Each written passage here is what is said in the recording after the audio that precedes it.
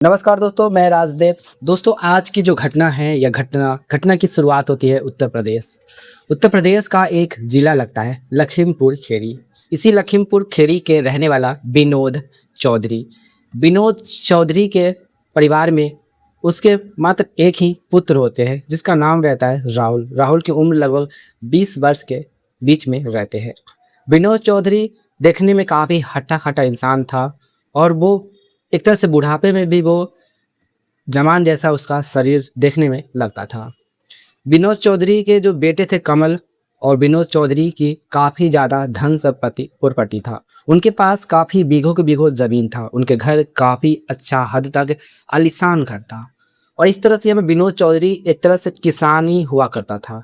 दरअसल वो अपने खेतों में लोगों को रख कर काम पर वो धरने दिया करता था और इस तरह से उनका जीवन व्यापार काफ़ी अच्छा हद तक चलता रहता है। दूसरी ओर कमल अपने पिता के पैसों पर काफ़ी वो नाच करता था और इस तरह से दोस्तों कमल अपने पिता की पैसों को वो काफ़ी ऐशो आराम करता था और दिन समय सब कुछ गुजरता रहता है। लेकिन आने वाले समय में यहाँ पर विनोद ने कभी सपनों भी नहीं सोचा था कि मेरा ये दिन भी देखना पड़ सकता है। दरअसल दिन समय सब कुछ गुजरता रहता है। कमल का चाल चलन नियत बिल्कुल भी ठीक नहीं रहते हैं। अक्सर कमल अपने पिता की पैसों को लेकर वो काफ़ी बार वो क्लब जाया करता था, ओयो जाया करता था और इस तरह से पार्टी काफ़ी दोस्तों के साथ मौज मस्ती किया करता था। और इस तरह से उनका एक सोशल मीडिया इंस्टाग्राम के ज़रिए कमल को एक लड़की से प्यार हो जाती है और इस तरह कदर प्यार होती है कि आने वाले समय में वो लड़की उनकी जीवन साथी बन जाती है। दरअसल दोस्तों यहाँ पर कमल जो था वो अपने बेटे को धूमधाम से शादी करवाना चाहता था ताकि अपने परिवार, अपने गांव का नाम रोशन हो सके, लोगों को दिखा सके कि विनोद ने अपने बेटे को कैसा शादी किया है। लेकिन दोस्तों यहाँ पर वो पिता के इज्जत पर भी कमल ने पानी फेर दिया और इस तरह से दोस्तों कमल को पिता को लेकर काफ़ी वो टूट जाता है। और आने वाले समय में दोस्तों यहाँ पर कमल ने जो यह कदम उठाया था विनोद को बिल्कुल भी पसंद नहीं था। दरअसल यहाँ पर कमल जैसे ही अपनी होने वाली पत्नी को लेकर घर आते हैं, मतलब दुल्हन को लेकर वो घर आते हैं अपने पिता से आशीर्वाद लेने के लिए, लेकिन विनोद उनको आशीर्वाद नहीं देते हैं। और इस तरह से दोस्तों यहाँ पर कमल उसी दिन अपने पिता के घर छोड़कर चले जाते हैं। कमल तो घर छोड़कर चले जाते हैं लेकिन उनके पास पैसे नहीं होने की वजह से वो ज़्यादा दिन तक बाहर नहीं टिक पाते हैं। और इसी तरह से दोस्तों यहाँ पर कमल को फ़ौरन अपने घर वापस ऐसे आना पड़ता है। और इस तरह से उनके पिता अपने बेटे की बहू को जो थी उनको अपना बहू नहीं मानते थे और ना ही उनका बहू का कदर करते थे। और एक तरह से दोस्तों यहाँ पर विनोद अक्सर सताया करते थे अपने बहू को और यह सब विनोद के बेटे कमल को देखा नहीं जाता था। लेकिन यहाँ पर दोस्तों कमल था वो अपने पिता को बार बार कहते कि पिताजी आप ऐसा कैसे कर सकते हैं, ये आपकी बहू समान है, लेकिन आप इस तरह से इनके पेश आएंगे तो ये मुझे अच्छा नहीं लगेगा। और यह जब चीज़ को देखते हुए दोस्तों कमल ने यह सदमे को बर्दाश्त नहीं करते हैं और कमल आत्महत्या कर लेते हैं। आत्महत्या करने के बाद यहाँ पर दोस्तों जो कमल की जो पत्नी होती है उनको घर में उसको भी मायके वाले लोग भी लगाया नहीं करते थे, जिससे वो लड़की ना घाट की रही ना घर की रही और वो अपने ससुर की नज़र में एक तरह से वहाँ की नौकरानी बनकर रहती थी। एक तरह से दोस्तों कह सकते हैं रखेल की तरह वो ससुर बहू को देखा करते थे। और आने वाले समय में दोस्तों यहाँ पर विनोद ने अपने बहू के साथ ऐसा हश्र करते हैं जिसे दोस्तों आप कल्पना भी नहीं कर सकते। और आने वाले समय में कमल के पत्नी को यह दिन उसे गुजारना पड़ता है, मजबूरन वो उसे ऐसा करना पड़ता है और उसके बाद दोस्तों ऐसा घटना घटता है जिसे दोस्तों आप कल्पना भी नहीं कर सकते। तो वाकई में हैरान कर देने वाली और झकझोर देने वाली आज की कहानी है। वीडियो को लास्ट तक आप लोग ज़रूर देखिए और वीडियो पसंद आए तो वीडियो को लाइक करके चैनल को सब्सक्राइब ज़रूर करें। कमेंट बॉक्स में ये भी बताएं कि वीडियो आप कहाँ के देखने वाले दर्शक हैं और साथ में दोस्तों यहाँ पर वीडियो को जितना हो सके उतना शेयर ज़रूर करें। दरअसल दोस्तों यहाँ पर लखीमपुर खीरी का रहने वाला विनोद के बेटे जो कमल थे वो अपने पिता की मनमौजी नाजायज़ फ़ायदा उठाया करते थे। लेकिन आने वाले समय में दोस्तों यहाँ पर कमल को ऐसी लड़की से प्यार होती है कि आने वाले समय में कमल की ज़िंदगी एक तरह से अच्छा जाने वाला था उनके पिता की बदौलत, लेकिन कमल अपने पैर पर खुद ही कुल्हाड़ी मार लेते हैं। वो किसी की लड़की से उसे प्रेम होने की वजह से उनके साथ वो रिश्ते एक तरह से रिलेशनशिप में बना लेते हैं, जिसकी वजह से दोस्तों यहाँ पर कमल जैसे ही अपने होने वाली प्रेमिका को घर लेकर आते हैं तो विनोद उसी दिन धक्के मारकर अपने बेटे को घर से बाहर निकाल देती है। लेकिन आने वाले समय में दोस्तों यहाँ पर कमल को ये सब देखा नहीं जाता है, लेकिन वो ये सब सदियों को बर्दाश्त नहीं करता है, जिससे दोस्तों कमल अपने आप को दुनिया छोड़कर चले जाते हैं। और दूसरी ओर इसके गम में उसकी जो प्रेमिका थी वो अपने आप को टूट जाती है, क्योंकि वो अपनी घर भी नहीं जा सकती थी, क्योंकि वो भी ऐसा काम की थी जिससे वहाँ के लोग भी उसे नहीं लगाते थे। और आने वाले समय में दोस्तों यहाँ पर विनोद के बेटे कमल के जाने के बाद विनोद को कुछ भी फर्क नहीं पड़ता है उनका बेटा है इस दुनिया में या नहीं है। और यह तमाम चीज़ को लेकर दोस्तों विनोद बेटे के जाने के उसका कोई भी गम चिंता नहीं सता रहा था। दरअसल दोस्तों यहाँ पर विनोद के पास इतने ज़्यादा पैसे प्रॉपर्टी होते हैं, वो उन पैसों को वो नाजायज़ फ़ायदा भी उठाया करते थे।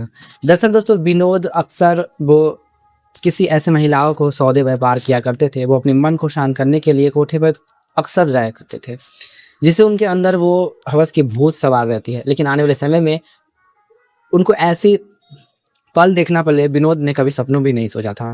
विनोद बैठे बैठे सोच रहा था कि काश हम करें तो क्या करें, अब तो मेरे घर में ही ऐसा मिल गया तो मुझे जाने की कोई भी ज़रूरत नहीं है। और इस तरह से तो यहाँ पर कमल की जो पत्नी होती है वो काफ़ी खूबसूरत होती है, जिससे कहीं ना कहीं यहाँ पर कमल के पिताजी विनोद को उस पर हमेशा की तरह उस पर अट्रैक्ट इरिटेट होते थे और उसके गलत नज़र से देखा करते थे। और इस तरह से दिन समय सब कुछ गुजरता रहता है। और आने वाले समय में दोस्तों यहाँ पर कमल के जो वाइफ होते हैं वो अपने ससुर जी को कहते हैं कि पिताजी हम यहीं पे रहना चाहते हैं, मुझे घर नहीं जाना है, मैं यहाँ पर अपने कमलपति की याद में यहीं पर रहूँगी और यहाँ घर का कामकाज करूँगी और साथ में घर में आपके लिए सेवा करूँगी और साथ में यहाँ घर का सारा कामकाज करूँगी। कहीं ना कहीं विनोद कहते हैं कि कोई बात नहीं, यहाँ पे घर पे कामकाज करने वाला कोई भी महिला नहीं है, एक नौकरानी मैंने रखा था वो भी अब इस घर में तुम्हारे बदौलत हम उसे निकाल दी है और जिससे वो अब इस घर पर नहीं आ सकती है, वो कहीं और काम पकड़ ली है। और इस तरह से यहाँ पर दोस्तों कमल की पत्नी सुनती है तो वो कहते कोई बात नहीं, हम आज से सारे काम करेंगे, आप जो कहेंगे हम वो करेंगे। दरअसल दोस्तों यहाँ पर कमल की पत्नी काफ़ी मजबूर हो जाती है, क्योंकि यहाँ पर विनोद है जो उसे घर से निकालती तो वो कहीं का नहीं रहती, उसका हस्बैंड भी इस दुनिया में नहीं है। दूसरी ओर उसकी मायके वाले लोग भी वहाँ पे उसे नहीं लगाते, वहीं भी उसे निकाल देते। और कहीं ना कहीं वो दोनों तरफ से टूट चुकी थी, मजबूरन वो ससुर की नज़र में गिर जाती है। लेकिन आने वाले समय में वही ससुर अपने बहू की नाजायज़ गलत फ़ायदा उठाना चाहते थे और इस तरह से दिन समय सब कुछ गुजरता रहता है। यहाँ पर कमल की पत्नी ने कभी सपनों भी नहीं सोची थी कि आने वाले समय में मेरे साथ इतना बड़ा भी हादसा हो सकता है। दोस्तों हमेशा की तरह सुबह शाम डेली कमल की पत्नी काम किया करती थी घर में, जिस तरह से खाना बनाना, पोछा लगाना, झाड़ू लगाना, घर का सारा काम वो किया करती थी। और इस तरह से दूसरी ओर दोस्तों यहाँ पर उसके जो ससुर विनोद होते हैं वो कोठे पे जाने के लिए बंद कर देते कुछ दिन से, क्योंकि वो उसका निगाह उसके बहू पर अक्सर जाया करता था। लेकिन आने वाले समय में दोस्तों विनोद ने अपने बहू का ऐसा मौका का फ़ायदा उठाता है जिसे दोस्तों यहाँ पर कमल की पत्नी ने कभी सपने भी नहीं सोची थी। और इस तरह से दिन समय सब कुछ गुजरता रहता है।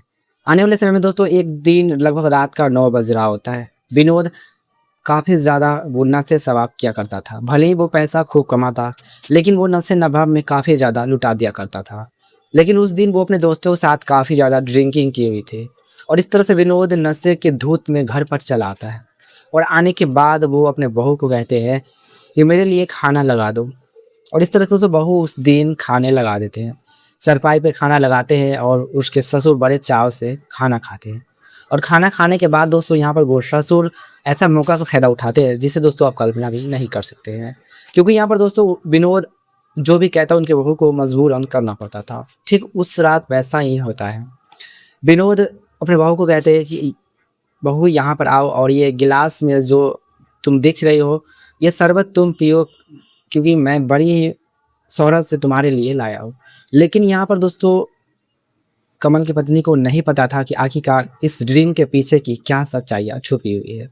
और इस तरह से दोस्तों वो ससुर डेली रात को अपने बहू को वो नशीली पदार्थ को वो मिलाकर उसे पियाया करते थे और इस तरह से हर दिन अपने बहू को वो नाजायज़ फ़ायदा उठाया करते थे। और उठाने के बाद दोस्तों यहाँ पर एक दिन ऐसा आता है कि कमल की पत्नी पूरी तरह से टूट जाती है, क्योंकि दोस्तों वो ससुर होता है जो अपने बहू को पूरी तरह से दूसरे भेष में उसे इस्तेमाल करते थे, दूसरे तरीके से इस्तेमाल करते थे और बहू की अनहोनी जगह पर वो अपनी फेस के बल पे उसे उस चीज़ों को चाटने का कोशिश करते थे और वो डेली की तरह वैसा ही काम करते थे और आगे की प्रक्रिया भी वो करते थे। और इस तरह से दोस्तों यहाँ पर कमल की पत्नी पूरी तरह से टूट जाती है।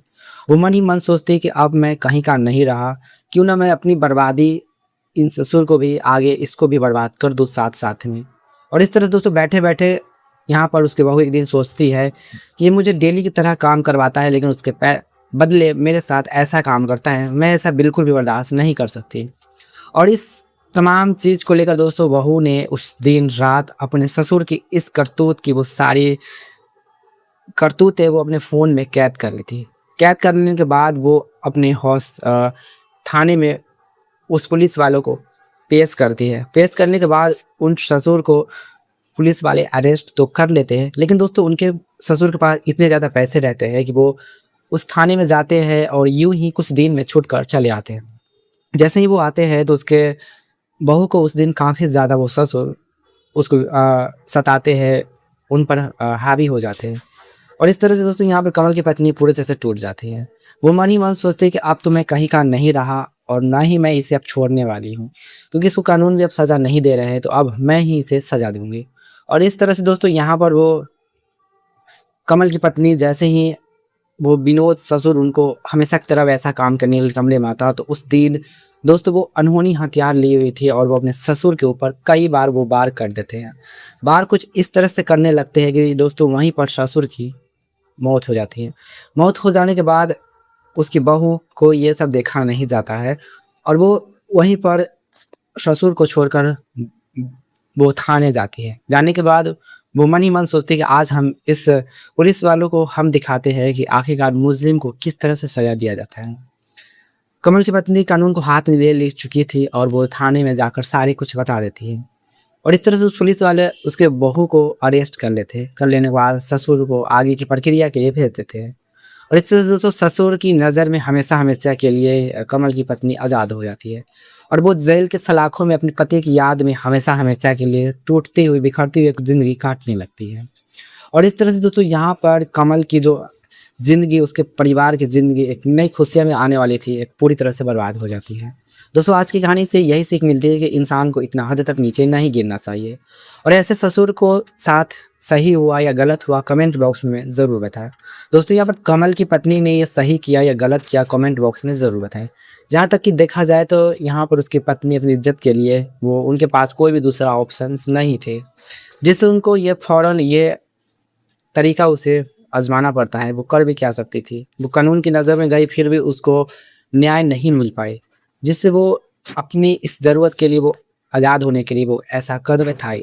दरअसल दूसरी ओर यहाँ पर उसकी पत्नी को कमल की कोई भी रास्ता नहीं था, उनके सपोर्ट में कोऑपरेट करने वाले कोई नहीं था। आज की कहानी से किसी को ठेस पहुँचाना, दिल दुखाने वाला मकसद नहीं है, बस आप सबको जागरूक करना है कि आखिरकार आज की दुनिया में लोग कितना हद तक नीचे गिर जाते हैं। चलिए मिलते हैं आने वाले अगली कहानी में और अगले एपिसोड में। और वीडियो को अभी तक लाइक नहीं किया तो वीडियो को लाइक करके चैनल को सब्सक्राइब जरूर कर ले।